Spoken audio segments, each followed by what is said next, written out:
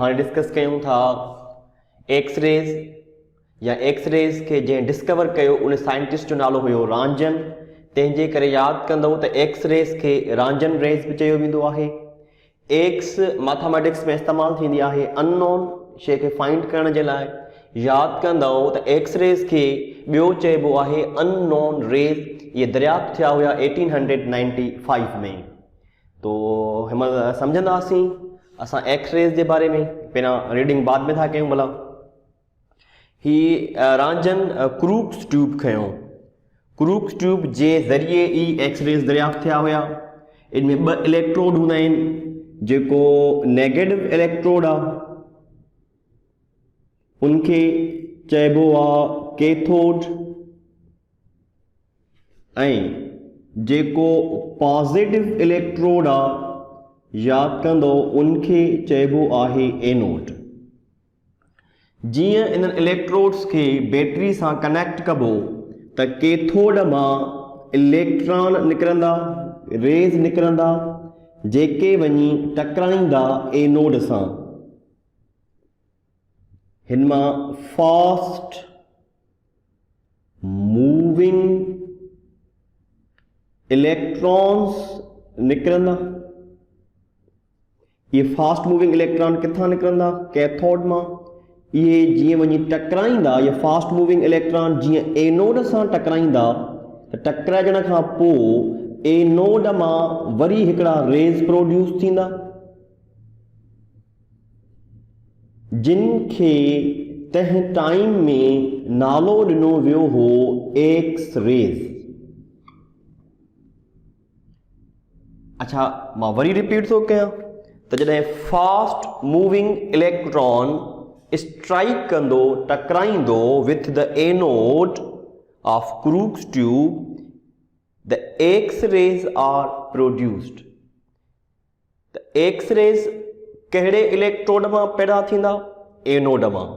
तॾहिं पैदा थींदा जॾहिं फास्ट मूविंग इलेक्ट्रॉन अची एनोड सां टकराए। इहो कमु कंहिंजो थियल हो? इहो कमु थियल हो रांजन जो। तंहिंजे करे एक्स रेज खे रांजन रेज बि चयो वियो। इन ते एक्स रेज नालो इनजे करे पियो छाकाणि त तंहिं टाइम में हिननि एक्स रेज जे प्रॉपर्टीज़ जे बारे में उन्हनि खे सही मालूमात न अची रही हुई त इहे एक्चुअल में आहिनि कहिड़ी शइ। क्लैरिफाई न हुअण जे करे तंहिं टाइम में इन्हनि खे नालो ॾिनो वियो एक्स रेज या साइंटिस्ट जे करे उन वक़्तु इन्हनि खे चयो वियो हो अननोन रेज। पर हाणे असांखे ख़बर आहे त एक्स रेज छा आहिनि। एक्स रेज हिकिड़ा शार्ट इलेक्ट्रोमैग्नेटिक वेव्स आहिनि। मां रीडिंग कयांसि थो त when fast moving electrons strikes with anode of Crookes tube, X-rays are produced। जॾहिं फास्ट मूविंग इलेक्ट्रॉन स्ट्राइक कंदो कंहिंसां, स्ट्राइक कंदो एनोड सां, उहो एनोड छा जो आहे? क्रूक्स ट्यूब जो। त पोइ छा थींदो? एक्स रेज प्रोड्यूस थींदा। उनजे प्रॉपर्टीज़ जे बारे में लिखियो आहे त X rays have ability to penetrate. यादि कंदो paper, rubber, glass, metal and human flash.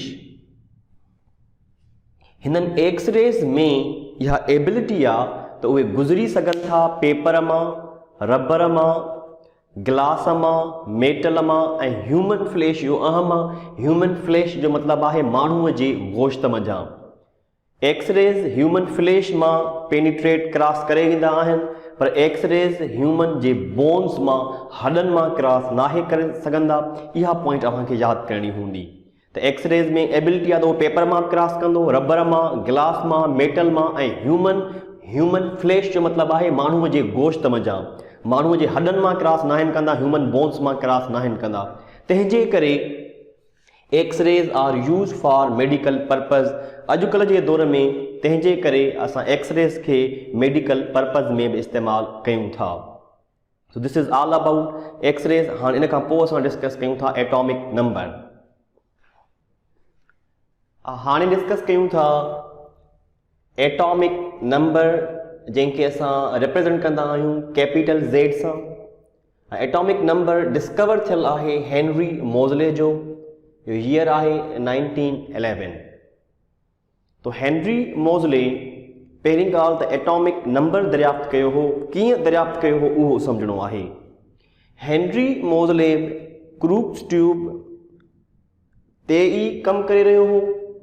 हाणे हुन में कहिड़ो कमु करे रहियो हो, एटॉमिक नंबर जी दरियाफ़्त में हुनजे पोयां बैकग्राउंड कहिड़ो आहे, पहिरियां उहो सम्झणो आहे। ही क्रूक्स ट्यूब आहे जंहिंमें नेगेटिव इलेक्ट्रोड खे असां कैथोड था चऊं ऐं पॉजिटिव इलेक्ट्रोड खे असां एनोड था चऊं। क्रूक्स जेको वर्क करे रहियो हो, जेको कमु करे रहियो हो, उहा यादि कंदो त उहा wave length of X rays आहे। सॉरी, हेनरी मोज़ले जेको उनजो मेन फंक्शन हो, जेका उनजी मेन स्टडी आहे, उहा आहे wave length of X rays. अच्छा, हाणे ॾिसूं, असां पोइते ॿुधायोसीं तव्हांखे असां एक्स रेज़ जे बारे में त कैथोड मां हिकिड़ा फास्ट मूविंग इलेक्ट्रॉन निकिरनि था। ये फास्ट मूविंग इलेक्ट्रॉन कैथोड मां निकिरंदा। जॾहिं ये फास्ट मूविंग इलेक्ट्रॉन एनोड सां टकराईंदा त एनोड मां प्रोड्यूस थियनि था एक्स रेज़। एक्स रेज़ तॾहिं प्रोड्यूस थींदा जॾहिं fast moving electron coming from cathode strikes with anode. When the fast moving electron strikes with anode, the X rays are produced. हाँ, ॾिसूं त हेनरी मोज़ले जो छा कमु आहे। हेनरी मोज़ले इन्हनि एक्स रेज़ जी वेव लेंथ ते स्टडी करे रहियो हुयो। वेव लेंथ असां चवंदा आहियूं त distance from crest to crest या distance from trough to trough. हिन वेव जी लेंथ खे चइबो त इहा वेव लेंथ आहे। हिक क्रेस्ट खां ॿी क्रेस्ट ताईं जेको डिस्टेंस आहे, इन खे चइबो आहे वेव लेंथ। हेनरी मोज़ले हिननि एक्स रेज़ जे वेव लेंथ जी स्टडी करे रहियो हुयो। इहा अहम पॉइंट आहे जेका यादि करणी हूंदी, पुछी बि वेंदी आहे। जंहिंमें हेनरी मोज़ले ॾिसे थो त जेकॾहिं हिन एनोड जो एटॉमिक मास असां इंक्रीज था कयूं, जेकॾहिं एटॉमिक मास खे इंक्रीज था कयूं त जेका वेव लेंथ आहे उहा रेगुलरली डिक्रीज थी रही आहे। मोज़ले इहा ॻाल्हि नोटिस में आंदी त जेकॾहिं एनोड जो असां एटॉमिक नंबर इंक्रीज करे रहिया आहियूं त हीअ जेका वेव लेंथ आहे एक्स रेज़ जी, उहा रेगुलरली डिक्रीज थी रही आहे। इन जे बुनियाद ते काफ़ी डेटा हिन कलेक्ट करे हिन इहो फाउंड कयो त एटम जे अंदरि जेको पॉजिटिव चार्ज आहे, जंहिंखे असां प्रोटॉन था चऊं, हिक एलिमेंट खां ॿिए एलिमेंट में जेको इंक्रीज थी रहियो आहे, उन में सिर्फ़ु 1 जो सिंगल इलेक्ट्रॉनिक यूनिट जो डिफरेंस आहे। मोज़ले आख़िर इन नतीजे ते पहुतो त जेके एलिमेंट जा प्रॉपर्टीज़ आहिनि, उन्हनि जो ताल्लुक़ बि एटॉमिक नंबर सां हुआ। उनखे एटॉमिक नंबर सॾियो। Atomic number means number of protons या नंबर ऑफ पॉजिटिव चार्ज। मोज़ले इहो बि चयो त अगरि हिक एलिमेंट ऐं ॿिए एलिमेंट में जेको अहम डिफरेंस आहे, जेको मेन फ़र्क़ु आहे, उहो एटॉमिक नंबर जो आहे, उहो एटॉमिक मेस जो न आहे। हाणे असां हिनखे ॾिसूंसि था त हीअ असांखे छा थो चवे। Henry Moseley studied the wavelength of X-rays. Henry Moseley X rays जे वेवलेंथ जी स्टडी कई। नोटिस्ड दैट वो नोटिस करे थो the wavelength of X rays decreases regularly. जेका एक्स रेज़ जी जेका वेवलेंथ आहे उहा डिक्रीज़ थींदी, पर कीअं? रेगुलरली। How? By increasing atomic mass. जीअं जीअं असां एनोड जे एटॉमिक मेस खे इंक्रीज़ कंदासीं त एक्स रेज़ जी जेका वेवलेंथ आहे उहा डिक्रीज़ थींदी। Moseley found that atomic number positive charge increases, वधे थो from one atom to another atom. How? By single electronic unit. Moseley found कयो त एटॉमिक नंबर, जंहिंखे असां नंबर ऑफ प्रोटॉन चवंदा आहियूं, इंक्रीज़ थींदो from one atom to another atom. यादि कंदो। How? By single electronic unit. Atomic number छा आहे? Atomic number is the number of protons या पॉजिटिव चार्ज। प्रोटॉन्स जे नंबर खे चइबो आहे एटॉमिक नंबर। इन पॉइंट खे सम्झूंसि था त इन चवण जो मतिलबु छा आहे मोज़ले जो। लेट सपोज़ लिथियम आहे, बेरिलियम आहे, बोरान आहे, carbon, nitrogen, oxygen, fluorine and so on. हाणे जेकॾहिं असां एटॉमिक नंबर जी ॻाल्हि कयूं त लिथियम जो एटॉमिक नंबर 3, बेरिलियम जो 4, बोरान जो 5। त एटॉमिक नंबर इंक्रीज थी रहियो आहे पर वन सिंगल इलेक्ट्रॉनिक यूनिट माना हिक जे फ़र्क़ सां। 3 खां पोइ 4, 4 खां पोइ 5, 5 खां पोइ कार्बन जो 6, नाइट्रोजन जो 7, ऑक्सीजन जो 8 ऐं फ्लोरीन जो 9। तो मोज़ले नोटिस कयो, इहो मोज़ले जो कमु हो त एटॉमिक नंबर जंहिंखे पॉजिटिव चार्ज चऊं था इंक्रीज थींदो। 3 खां 4, 4 खां 5, 5 खां 6 increases from one atom to another atom. How? By single electronic unit.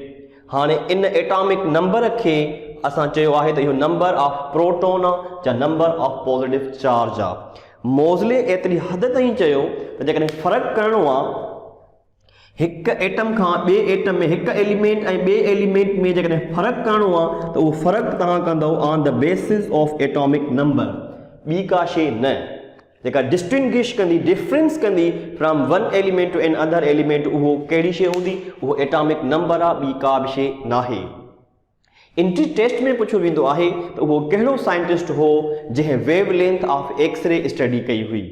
X ray न, wavelength of X-ray. X-ray discovery Roentgen जी थियल आहे पर वेवलेंथ जेका इहा वेवलेंथ आहे एक्सरेज जी, इन ते जेका स्टडी थियल आहे यादि कंदव उहा हेनरी मोज़ले जी थियल आहे। या पुछंदा आहियूं त हेनरी मोज़ले जी स्टडी छा ते ही, यादि कंदव त हेनरी मोज़ले जी जेका स्टडी आहे उहा वेवलेंथ ऑफ एक्सरेज ते आहे। इहो पुछियो वेंदो आहे त जेकॾहिं असां एटॉमिक मास ऑफ एनोड खे इंक्रीज़ कयूं त वेवलेंथ ऑफ एक्सरेज ते कहिड़ो फ़र्क़ु थींदो? यादि कंदो त वेवलेंथ ऑफ एक्सरे डिक्रीज़ थींदी।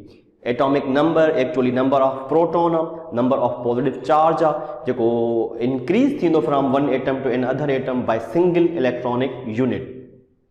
इहो पुछियो वेंदो आहे त एलिमेंट जे प्रॉपर्टीज़ जो या उहा कहिड़ी शइ आहे जेका हिक एटम खां ॿिए एटम में मेन डिफरेंस क्रिएट कंदी, उहो एटॉमिक नंबर आहे जेको दरियाफ़्त थियल आहे हेनरी मोज़ले जो। So this is all about the X ray and atomic number. I hope अव्हांखे इहो आइडिया क्लियर थी चुको हूंदो।